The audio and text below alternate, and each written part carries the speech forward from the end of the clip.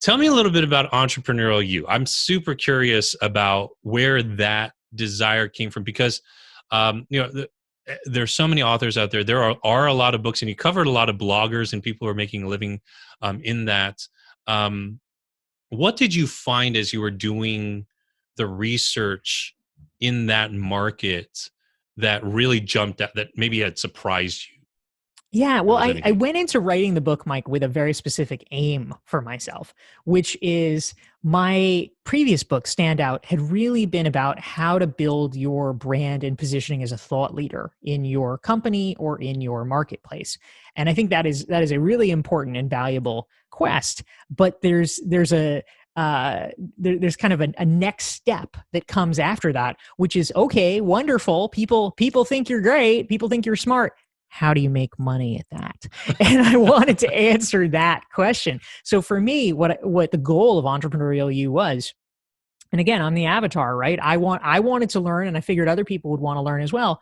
I reached out to about 50 of my friends and colleagues that I knew who were earning money, sometimes significant sums of money, in a variety of different ways. And I wanted to interview people who were exemplars of best practices so that I could basically have an excuse. You know, we all know. I mean, I hope we know by now that it is a pretty ridiculous thing to do to ping someone and be like, "Can I pick your brain?" It's like the most infamous question now. It's like, Oh, "Dear God, help us!" No, hmm. nobody wants to have their brain picked by anybody. But what I wanted to do was have an excuse to interview people who were at the top of their game about what they were doing and why and how, so that I could learn from them and share that information. So basically, the entire book is a series of stories and profiles of very successful entrepreneurs making high six figures, seven figures, sometimes eight figures from what they're doing, and in different modalities. So we have a chapter about how do you make a lot of money in podcasting? How do you make a lot of money from blogging? How do you make a lot of money from online courses,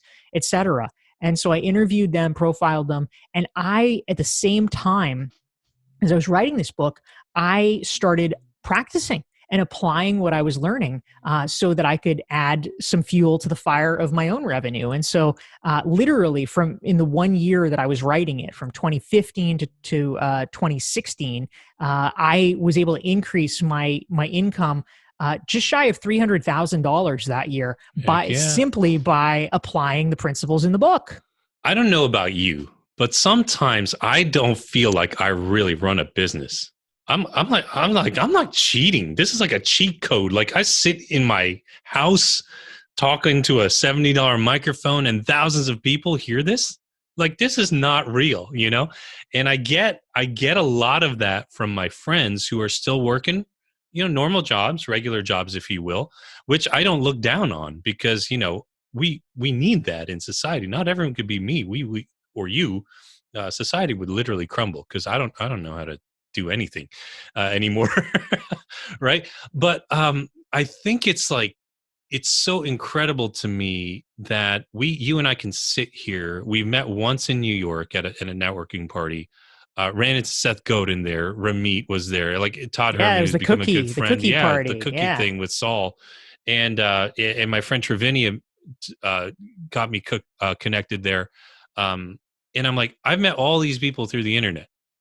This is so weird. And I can reach people through the internet and online and monetize it.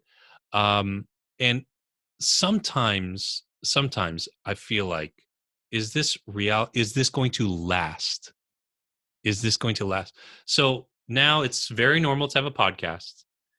YouTube is very normal, right? It's almost par for the course, these things, having a website, blogging, all that content creation, like you said. Where do you see this space going in order to stay ahead of the game, ahead of the curve, as the workforce enters, more of them enter into this space? What would you say to those who have been doing this for a while that you think we need to do to continually stay ahead?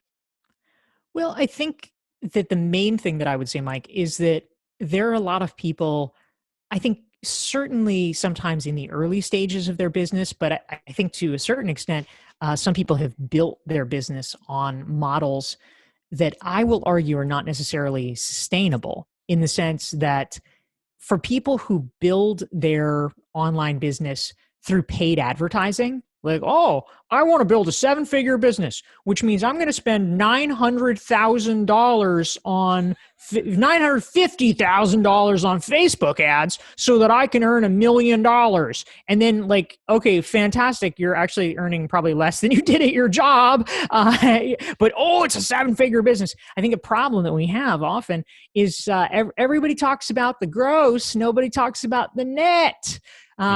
For me, the biggest lesson of entrepreneurship is like, it's not what you're bringing in. Hello, it's what you keep. It is what are your margins. And entrepreneurship, if you do it right, enables you to have an incredibly high margin business and an incredibly sustainable business.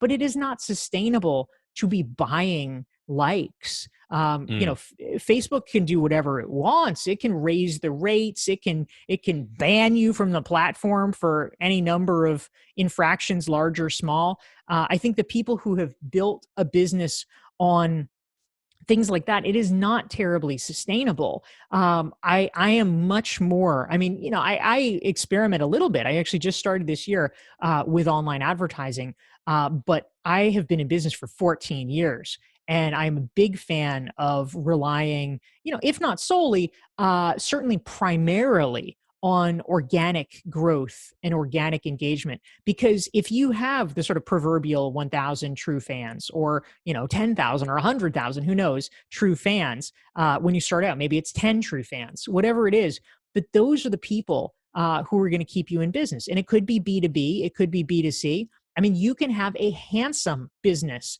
as a consultant if you have 10 really great B2B clients that they keep hiring you for things because they love you and they think, oh my God, Mike Kim is the best.